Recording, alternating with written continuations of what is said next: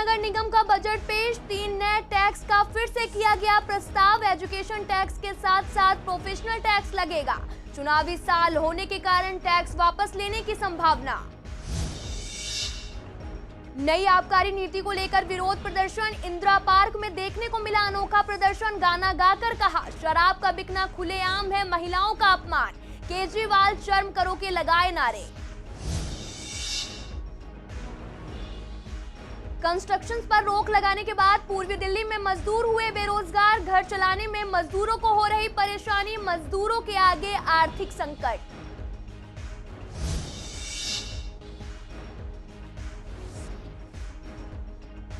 नंदनगरी में पुलिस ने किया गांजे के साथ एक आरोपी को गिरफ्तार। सफेद रंग के प्लास्टिक की बोरी से मिला 10.15 किलो गांजा।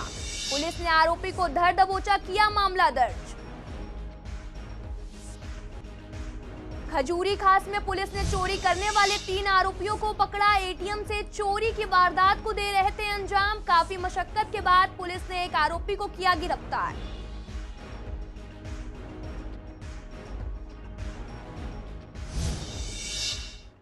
नमस्कार, मैं आपके साथ अंकिता पाल। आप सभी का सीसीएन न्यूज में एक बार फिर से स्वागत है। रुक करते हैं खबरों की तरफ।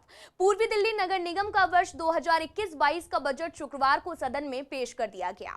बजट में 3 नए टैक्स लाने का प्रस्ताव है। ये है शिक्षा सुधार कर और साथ ही प्रोफेशनल टैक्स। आपको बता दें कि हर प्रॉपर्टी पर प्रॉपर्टी टैक्स 5% की दर से प्रॉपर्टी टैक्स और लगाया जाएगा। इसके अलावा हर प्रॉपर्टी पर सुधार करके नाम से प्रॉपर्टी टैक्स का 15% टैक्स देना होगा। एक बार फिर से प्रोफेशनल टैक्स का भी प्रस्ताव किया गया है। 5 से 10 लाख की इनकम पर भी 1200 रुपए सालाना और 10 लाख रुपए की इनकम तक का 2400 रुपए सालाना और 10 लाख से ज्यादा की इनकम पर 2500 रुपए सालाना का टैक्स देना होगा। बजट ईडीएमसी के कमिश्नर विकास आनंद ने पेश किया है और उन्होंने कहा कि निगम की आय बढ़ाने के लिए ही ये टैक्स लगाना जरूरी है। मगर आपको बता दें कि पिछले कई सालों से हर साल कमिश्नर इस तरह के टैक्स का प्रस्ताव बजट में करते हैं, लेकिन वे टैक्स सदन में पास नहीं हो पाते। ये साल युद्ध भी जो है चुनावी साल है और इसे देखते हुए इस बात की कोई संभावना नहीं है कि ये टैक्स लगाए जाएंगे। ईडीएमसी के सिस्टम के अनुसार कमिश्नर द्वारा पेश किया गया बजट बाद में स्थायी समिति और सदन में भी पास होता है। उस दौरान इन सभी टैक्सों को वापस ले लिया जाता है। बजट में बहुत सारी योजनाओं का प्रस्ताव किया गया है, लेकिन सभी प्राइवेट पब्लिक पार्टनरशिप यानी कि पीपीपी मॉडल पर बनाई गई हैं। इनमें रोड साइड पर पार्क किए गए हैं और वाहनों को उठाना, charging station, parking management plan शामिल है। कमिश्नर ने बताया कि स्वामी दयानंद नर्सिंग स्कूल को नर्सिंग कॉलेज बनाने का प्रयास तेजी से चल गया है। आपको बता दें कि इसके लिए प्रिंसिपल टीचर्स की खोज जारी है। स्वामी दयानंद अस्पताल में ऑक्सीजन प्लांट बनकर तैयार हो रहा है। नई स्वास्थ्य व्यापार लाइसेंस नीति को मंजूरी दी गई है। गाजीपुर लैंडफिल साइट से इस साल 4 लाख टन कूड़े का निपटान किया गया है।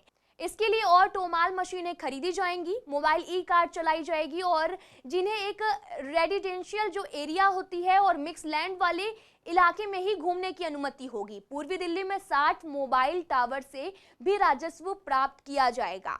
इससे 3 करोड़ की आमदनी होगी और ऐसे 8 मोबाइल टावर लगाने का ठेका कंपनी की ओर से दिया जा चुका है और 11 टावर की साइट पर अनुमोदन कर दिया गया है। इसके अलावा महिलाओं के पिंक टॉयलेट भी बनाए जाएंगे।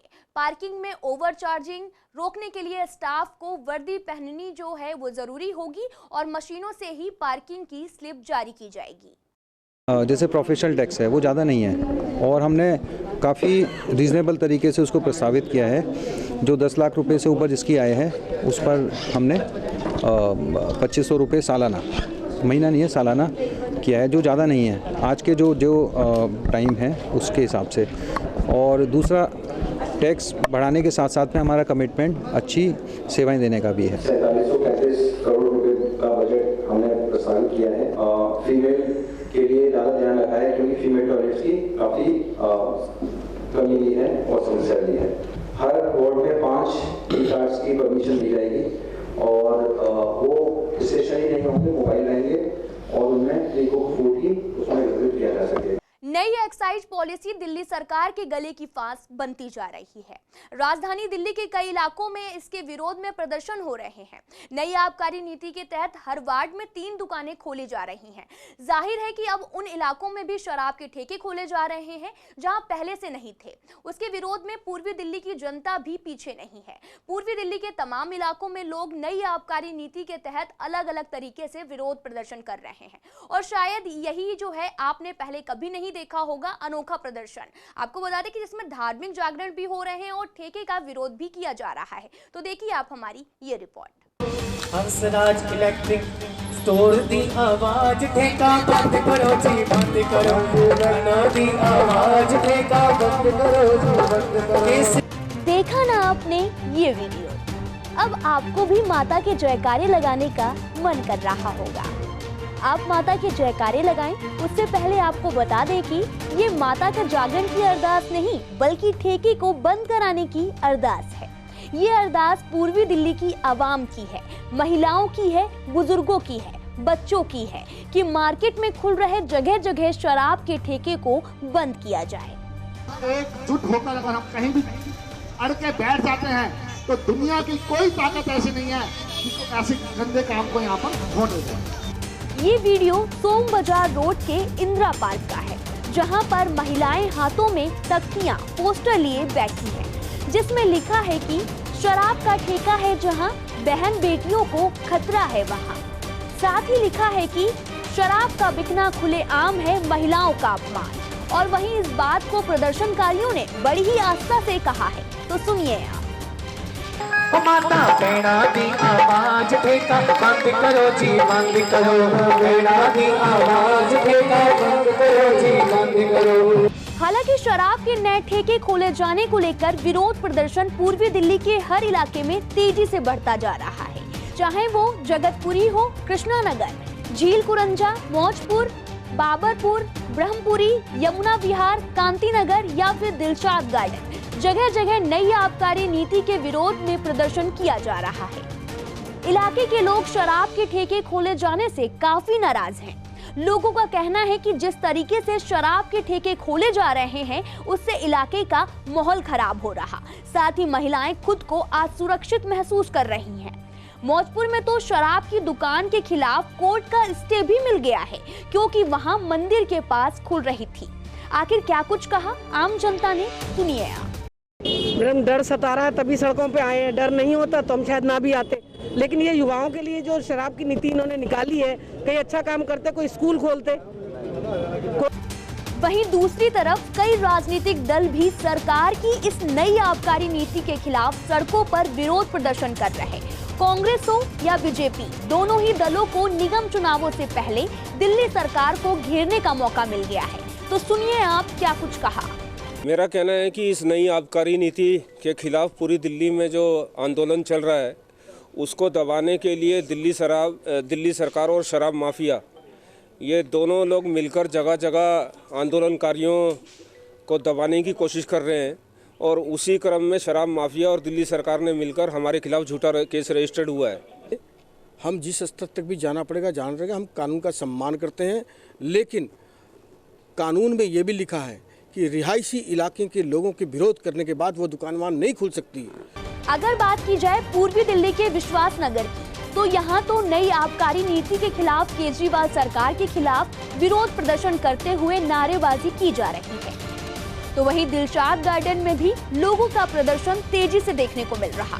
वहीं लोगों ने ठेके बंद होने पर कोर्ट का दरवाजा खटखटाने की बात कही है। आप हॉस्पिटल, मंदिर और स्कूल्स के 100 मीटर के दायरे के अंदर लिकर शॉप नहीं खोल सकते हैं।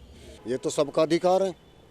आप ये बताइए, अब जैसे गाइडलाइन है, अब वो इतनी दूरी पे ऐसे, इसके पास में हॉस्पिटल, इसके पास में कॉलोनी, रेजिडेंशियल, तो युवाओं पे क्या असर होगा इसका? तो वो कहते हैं पीने वाले, बात पीने वाली नहीं है। बात यह है जो चीज़ जहाँ पे होनी चाहिए वहीं तो अच्छी लगेगी ना।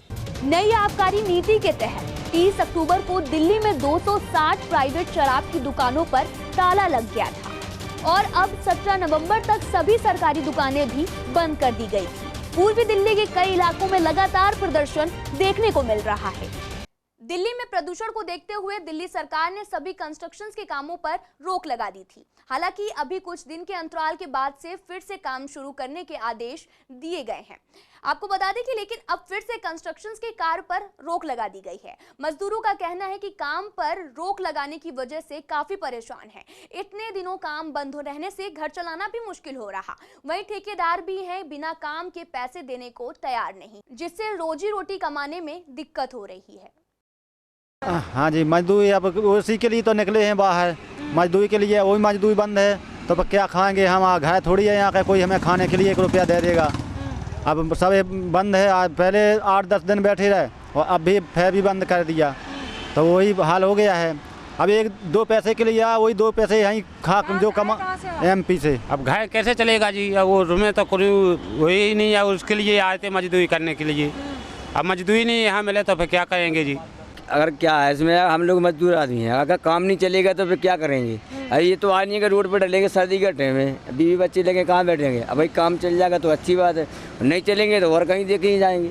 यही तो नहीं हो सकता, क्या हुआ? नहीं तो जहाँ काम करते वहीं पर रहते हो कहीं और कहीं साइड पर रहते हैं। जैसे हम तो चलो साइड पर रहते, कोई साइड पर नहीं रहता, कोई यहाँ रहता है, कोई दूर से आता है काम पे आता करने लगा। जो चलो कमरा क्या पे ले रखा है, वो दिहाड़ी कर रहा है। अब काम नहीं चलेगा, वो दिहाड़ी कमरे वाले को पैसे कैसे देगा? ये आए हैं कि मजदूरी कर रहे हैं। आप बाल बच्चे जैसे अब नहीं गांव में पाल सकते तो यही दिल्ली, तो यही के लिए तो आए हैं बाल बच्चे पालने के लिए कि चलो भैया अपनी मजदूरी कर के बच्चा पढ़ा है घर पे अपने बाल बच्चे खाने के लिए। अब खेती पाती ऐसी ज़्यादा है नहीं है कि खेती पाती में अब जो है आषाढ़ में कुछ नहीं मिलो तो औरत मर्द सब भी नहीं जा सकते आप लोग, और यहाँ पर भी काम नहीं है। यहाँ पर भी काम नहीं है तो कहाँ पर जा है? नंदनगरी पुलिस ने गांजे के साथ एक आरोपी को गिरफ्तार किया है, जहां उत्तर पूर्वी जिला उपायुक्त संजय कुमार सेन ने बताया कि रात के समय कांस्टेबल अनुज नंदनगरी इलाके में गश्त कर रहे थे, तभी एक व्यक्ति सफेद रंग की प्लास्टिक की बोरी के साथ पुलिस को देखते ही भागने लगा। पुलिस ने उसे भागते हुए देखा तो धर दबोच लिया। प्लास्टिक की बोरी की जांच करते वक्त पुलिस को 10.15 किलो गांजा बरामद हुआ है, जिसके बाद पुलिस ने उस शख्स को गिरफ्तार कर लिया है और मामले की जांच कर रही है। पूर्वी दिल्ली के खजूरी खास में पुलिस ने ऐसे 3 आरोपियों को पकड़ा है जो कि ATM तोड़ने का प्रयास कर पैसे उड़ा ले जाने के फिराक में थे। आपको बता दें कि DCP north east Sanjay Kumar Sen ने बताया कि पुलिस को मुंबई CCTV कंट्रोल रूम से एक कॉल आई थी, जो दिल्ली पुलिस के स्थित एक्सिस बैंक के ATM में कुछ चोरों के अंदर घुसने की खबर थी, जिसके बाद पुलिस टीम मौके पर पहुंची और इसी बीच चोर भागने का प्रयास करने लगे। जांच करने पर पता चला कि चोरों ने ATM मशीन तोड़ दी है, लेकिन उसमें से पैसे नहीं ले जा पाए। आपको बता दें कि खजूरी खास पुलिस ने मामला दर्ज कर लिया है और आगे की जांच में जुट गई है। पूर्वी दिल्ली के कल्याणपुरी इलाके में बाइक सवार बदमाशों ने एक ऑटो ड्राइवर से पैसे की लूट की वारदात को अंजाम दिया। लुटेरों ने जो है ऑटो वाले से हथियार के बल पर 2.5 लाख रुपए लूटे। आपको बता दें कि ऑटो ड्राइवर नागेंद्र तिवारी ने बताया कि न्यू अशोक नगर में रहने वाले एक टीचर का बैंक से पैसे लेने देने का काम भी था। टीचर ने नागेंद्र को 2.5 लाख रुपए का चेक दिया और कैश लेकर वापस आ रहा था, जिस दौरान बाइक सवार 2 लोगों ने रुकने का इशारा किया और पूरा कैश लूट लिया। फिलहाल जो मामला है वो दर्ज कर दिया गया है और पुलिस पूरे मामले की जांच कर रही है। जागृति इनक्लेव में वहाँ से चला गया। वहाँ जाने के बाद पैसा जो है चेक दिया, उन लोगों ने मेरा आधार कार्ड वगैरह लिया, ले करके और जो अपना फॉर्मेलिटी पूरा करना था मोहर और मार मुर के हमसे साइन वाइन करवा के पैसा दे दिया। अब वहाँ से मैं चला हूँ तो पैसा मैं गिनती किया हूँ, जैसे अंदर में मैडम बैठी है तो पैसा जब गिनती करके वो दे दिया मेरे को, तो मैं वो पैसे को गिनती किया। 2-2 हज़ार का नोट था, तो मैं गिनती कर रहा हूँ। गिनती करके यहाँ रख लिया पैसा। रखने के बाद वहाँ से निकला हूँ, ऑटो पर फिर अपना बैठा हूँ। बैठ करके वो कितने पैसे थे टोटल? 2 लाख। बाइक पर थे, हेलमेट पूरा लगा हुआ था, काला जैकेट पहने हुए थे। कितने लोग थे? 2 ही आदमी थे। हाँ, तो मैं तो इधर से आया और वहाँ पीछे से हाथ दे रहा था, तो मैं सोचा कि हाँ रास्ता उस्ता पूछ रहा होगा कहीं जाने का, तो मैं गाड़ी लेफ्ट में दबाया। लेफ्ट में जैसे दबा कर अभी गाड़ी रोक ही रहा हूँ तो बाइक आगे लगाया। अब बाइक आगे लगा करके जो है तब से एक इधर से आया, एक इधर से आया, एक जो है मेरे को यहाँ पिस्टल लगा दिया। पिस्टल लगा करके जो है और फ़ोन इधर छीनने लगा, तो फ़ोन जो है मैं ऐसे हाथ पकड़ रहा हूँ तो इतने में जो है फ़ोन निकाल लिया है, पॉकेट में फट गया। फिर इधर वाला जो है एक हाथ से मेरे ऐसे दबा दी, कहते निकाल पैसे निकाल। पूर्वी दिल्ली के सीलमपुर पुलिस को एक बड़ी कामयाबी मिली है। पुलिस ने एक ऐसे बदमाश को गिरफ्तार किया है जो किसी भी वक्त किसी भी वारदात को अंजाम दे सकता था। आरोपियों के पास से अवैध हथियार और कारतूस बरामद किए गए हैं। साथ ही आरोपी के पास से एक चोरी की स्कूटी भी बरामद की गई है। पुलिस ने जिस आरोपी को पकड़ा है उसका नाम साजिद है और आरोपी पर पहले से ही कई मामले दर्ज हैं और फिलहाल पुलिस आरोपी को गिरफ्तार कर लिया है और मामले की जांच कर रही है। शाहदरा की स्पेशल स्टाफ को एक बड़ी सफलता मिली है। दरअसल फर्जी कॉल सेंटर का भंडाफोड़ किया है। इस पर स्पेशल स्टाफ की टीम ने छापेमारी की तो पाया कि कुछ लड़के 2 महिलाओं के साथ मोबाइल फोन पर कॉल करते थे और नौकरी चाहने वाले विज्ञापन में दिए गए नंबर पर कॉल करते थे और विदेश में नौकरी करने का झांसा देकर अच्छे खासे पैसे भी वसूलते थे। इंस्पेक्टर विकास को जानकारी मिली थी कि वहां पर फर्जी कॉल सेंटर चल रहा है। उसके लिए एक टीम गठित की गई थी और मौके पर पहुंचे तो वहां देखा कि नौकरी दिलाने के नाम पर लोगों से ठगी की जा रही है।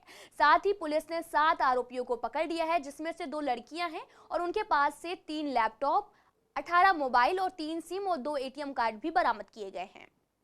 मोबाइल, 3 लैपटॉप, ATM कार्ड्स और कुछ भी इक्विपमेंट्स हमने बरामद किए हैं। इसका पूछताछ में पता चला है एक अंकित गुप्ता है जो मेन बंदा किंग पिन है इसी फेक कॉल सेंटर कम कंसल्टेंसी, इसका जो मेन है। उनको पूछताछ में पता चला है ये लोग फेसबुक में एडवर्टाइजमेंट देते हैं, गल्फ कंट्री में जॉब दिलाने का वादा करते हैं। उसी एडवर्टाइज में अपना कॉन्टैक्ट नंबर भी डालते हैं। उसको देकर जो लोग हैं, इनोसेंट लोग हैं, जो विक्टिम्स हैं, बिहार से, यूपी से, दिल्ली से, हरियाणा से, जो काफ़ी लोअर इनकम ग्रुप है, वो फ़ोन करके फिर इनिशियली 2000 का पेमेंट करते हैं। अपना डॉक्यूमेंट्स भी ओरिजिनल वो शेयर करते हैं। उसी के ऊपर ये जॉब ऑफ़र लेटर फेक बना के जैसे ओरिजिनल है वैसे उनको दे देते हैं। फिर साथ में एक फेक वीसा दे के उसके लिए भी कम से कम 15 से 20 हज़ार वो चार्ज करते हैं। फिर उनको व्हाट्सएप में भेज देते हैं, शेयर करते हैं। बाद में पता चलता था ये फेक है। वैसे कम से कम ये लोग ने 300-400 लोगों को कॉल में बात हो रखा है। कम से कम 60-70 लोग से ये पेमेंट भी इन्होंने रिसीव कर रखा है। ये अंकित गुप्ता का प्रीवियस इन्वॉल्वमेंट 3-4 मुकदमा भी है थाने में, मुंबई के पास, वहाँ पर भी गिरफ्तार हो रखा है। झिलमिल इंडस्ट्रियल एरिया और फ्रेंड्स कॉलोनी इंडस्ट्रियल एरिया में नया लाइसेंस बनवाने और पुराने लाइसेंस के रिन्यूअल को लेकर कैंप का आयोजन किया गया। इस कैंप के आयोजन से एरिया के उद्यमियों को भी लाइसेंस बनवाने में सहूलियत होगी। नए लाइसेंस के लिए DPCC कंसेंट और साथ ही आधार कार्ड और बिजली का बिल लाना अनिवार्य है। तो वहीं रिन्यूअल के लिए भी अपनी एक फोटो, पुराने लाइसेंस की कॉपी और DPCC लाना अनिवार्य है। लाइसेंस के जो अधिकारी हैं वो 3 दिन से हमारे यहाँ हैं, उन्होंने कैंप लगाया है। हमारे यहाँ करीब 3000 फैक्ट्रियाँ हैं। किसी को भी लाइसेंस रिन्यू कराना हो, नया बनाना हो तो ऑन द स्पॉट ये हमारी एसोसिएशन के दफ्तर में ये लोग अधिकारी बैठे हैं और काफ़ी मदद मिल रही है, गाइड भी कर रहे हैं, कोई डॉक्यूमेंट भी चेक कर रहे हैं और अप्लाई भी करा रहे हैं। हमने यहाँ सेटअप सारा ऑनलाइन सेटअप इनको दिया है। ऑनलाइन अप्लाई करने में कई बार प्रोसीजर नहीं पता होता था, क्या डॉक्यूमेंट लगाने। 3 दिन का ही कैंप लगा है, गाइड भी कर रहे हैं क्या क्या डॉक्यूमेंट चाहिए। फैक्ट्री चालकों को लाइसेंस मस्ट है, तो उसको लेकर एक तो सबसे बड़ा ये है कि बिजली डिपार्टमेंट जो है जिसका लाइसेंस रिन्यू नहीं होता है उसका 1 तारीख को ही वो जो है 1 अप्रैल से कॉमर्शियल चार्जेस शुरू कर देते हैं। एक तो उसमें बेनिफिट मिलता है अगर ये चार्ज। दूसरा क्या है, DPCC लाइसेंस हो या किसी भी तरह के गवर्नमेंट के कोई भी डॉक्यूमेंट्स अगर आपको चाहिए तो उसके लिए MCD लाइसेंस मस्ट है, जो कि इसीलिए हमने ये कैंप लगाया है कि इसके रिन्यू हो जाने से बहुत से हमारे ऐसे छोटे उद्यमी हैं कि वहाँ धक्के खाते रहते हैं और कौशों को प्रोसीजर भी पता नहीं है कि किस तरीके से करा जा सके। यहाँ पर आकर एक इजी प्रोसीजर में और फैमिली उसमें एक तरह से फ्रेंडली वो लोग अपने यहाँ पर करा कर चले जाते हैं। इतना सुविधा है कि जहाँ एक बहुत दलालों का ना बहुत ज़्यादा एक गिरोह था, लाइसेंसिंग के नाम पे कोई 20,000 रुपया लेता है, कोई 15,000 रुपये लेता था।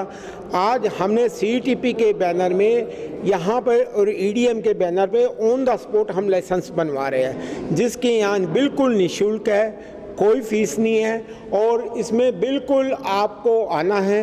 आपके पास वैलिड डॉक्यूमेंट्स में आपने पूछा क्या चाहिए, अगर आपने पहले रिन्यूअल के लिए पुराना लाइसेंस चाहिए और उसकी फ़ीस हम डाउनलोड करके देख लेते हैं कितनी है। सेकंड वन, नए के लिए प्रॉपर्टी के पेपर, वैलिड डीपीसीसी कंसर्न और सीईटीपी मेंबरशिप होनी बहुत ज़रूरी है। प्रदूषण स्तर के लगातार बढ़ने के कारण दिल्ली सरकार ने सरकारी और प्राइवेट सभी स्कूलों को बंद करने का फैसला किया था। तकरीबन एक हफ्ते के लिए स्कूलों को बंद कर दिया गया था। हालांकि प्रदूषण स्तर में कोई सुधार देखने के लिए नहीं मिल रहा। आज भी दिल्ली का प्रदूषण स्तर 400 के पार दर्ज किया गया, लेकिन स्कूलों को अब 29 नवंबर से दोबारा खोलने का फैसला किया गया। स्कूल प्रिंसिपल का कहना है कि स्कूलों को 50% की क्षमता के साथ खोला जाएगा। मैम, माहौल ठीक है, थोड़ा सा पॉल्यूशन का था, that is why government was concerned and we too were concerned, तो बंद किए थे, खोला था थोड़े टाइम के लिए। बच्चे भी they were happy coming to the school, but अब जैसे गवर्नमेंट ने जो भी डिसीजंस लिए थे तो वी वेलकम दैट। अब दोबारा उन्होंने खोलने का किया है, so we for that also we are very ready. कब से स्कूल खोलेंगे अब दोबारा से?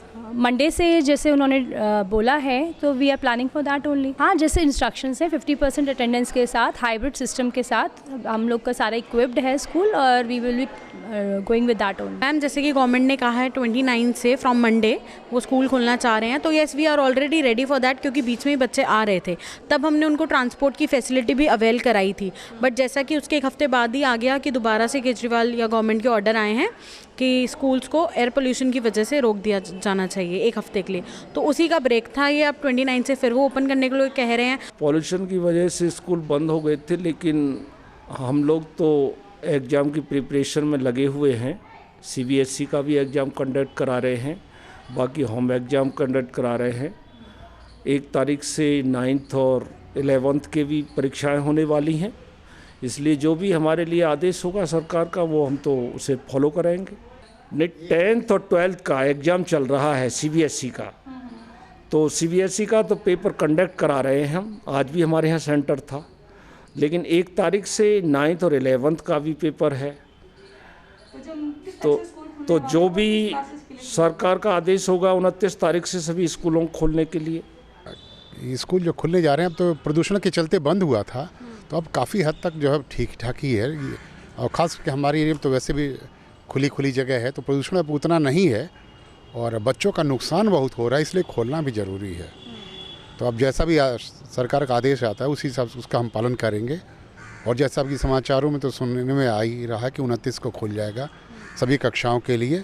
देखिए, 29 तारीख को जैसे स्कूल खुलने की बात हुई है वो होना भी चाहिए। अभिभावक चाहते हैं कि बच्चों के लिए अब स्कूल खोल दिए जाने चाहिए, क्योंकि घर पर रहकर उस तरह से पढ़ाई नहीं हो पाती है। बच्चे स्कूल आएंगे तो पढ़ाई होगी, क्योंकि ऑनलाइन पढ़ाई करने से बच्चे भी थोड़ा सा कतराते हैं। और ये भी ज़रूरी नहीं है कि सभी के पास एंड्रॉयड फ़ोन है, जिनके पास फ़ोन नहीं है उन बच्चों की पढ़ाई नहीं हो पा रही। और अभिभावक भी ये चाहते हैं कि बच्चे स्कूल जाएं, कम से कम वो 6 घंटे स्कूल में रहते हैं तो कम से कम माँ बाप निश्चिंत रहते हैं। और जो स्कूल की जिस प्रकार से स्कूल में पढ़ाई होती है वैसे ऑनलाइन पढ़ाई नहीं हो पाती है। पूर्वी दिल्ली में कुत्ते और बंदरों का आतंक देखने को मिल रहा है। इलाके में कुत्ते और बंदरों ने लोगों का जीना मुश्किल कर दिया है। आपको बता दें कि बंदर आने जाने वाले लोगों को परेशान करते हैं और जब वो घर से बाहर कुछ सामान लेने के लिए निकलते हैं तो लोगों पर हमला करते हैं और साथ ही सामान भी छीन लेते हैं। लोगों का सुबह मॉर्निंग वॉक के लिए निकलते हैं तो कुत्ते उन पर हमला कर देते हैं, जिससे लोगों के मन में डर सा बैठ गया है। MCD इस पर कोई भी कार्रवाई करने में सक्षम नहीं है। आते हैं जो कस्टमर सामान लेने के लिए हमारे पास आते हैं, तो कभी कभी उनकी थैली भी छीन करके ले जाते हैं, या जो बाजार से उन्होंने परचेज उन्होंने सब्जी करी हमारी दुकान पर तो सब्जी उठा करके ले जाते हैं, और कभी कभी हमारी दुकान के पैकेट्स भी उठा करके ले जाते हैं ऐसे। हाँ, परेशान तो करते हैं, थोड़ा बहुत करते हैं। क्या नुकसान, कुछ नुकसान भी हो जाता है? हाँ, सामान ले जाते हैं उठा करके कभी कभी। हाँ, लगाया था पीछे पिंजरा वगैरह, लेकिन वो हटवा दिया था लोगों ने क्या करके। बस नुकसान कर देते हैं, कुछ भी उठा के ले जाते हैं। या समय से यहीं पे हैं? यहाँ पे हमेशा से ही हैं। यहाँ तो आज से नहीं है, सालों से है यहाँ पे तो, और डे बाय डे बढ़ ही रहे हैं, इनकी तादाद बढ़ रही है डे बाय डे। बहुत परेशानी हो रही है, जैसा बच्चों को आवे, बच्चे दुकान पे आवे काट लें बच्चों को। तो वहाँ पे 2 कुत्ते हैं, एक काटता बहुत है, एक भौंकता बहुत है। रात भर वो सोने नहीं देता और दिन में वो किसी को निकलने नहीं देता। ये परेशानी है बस। आने जाने वाले किसी को भी काट लेता है। बहुतों को काट चुका है। तो ये यहाँ पे तो ये जो 3-4 कुत्ते आते हैं पूरी रात वैसे भी पहुँचते ज़्यादा परेशान करते हैं और काटते भी हैं लोगों को, भागते हैं पीछे ना गाड़ी वाले चलाने वालों को गाड़ी ढंग से नहीं चलाने। पूर्वी दिल्ली के कैलाश नगर कपड़ा मार्केट में भयंकर आग लग गई। बताया जा रहा है कि आग लगने से कपड़े की फैक्ट्री में काफी नुकसान हुआ है। आग इतनी भयंकर थी कि फैक्ट्री के एक कारीगर की, जिसका नाम संजू था, वो भी फैक्ट्री में बुरी तरह से घायल हो गया है। आपको बता दें कि जब फायर ब्रिगेड के लोगों के अंदर जाकर देखा तो उस व्यक्ति को जीटीबी अस्पताल में भर्ती कराया गया, जिसको डॉक्टर ने मृत घोषित कर दिया। हमें तो मिला ही नहीं है, हमें तो थाना बताइए, अभी तो देखने तक ही नहीं मिला। अंजू की उम्र वैसे मानो 35 के करीब।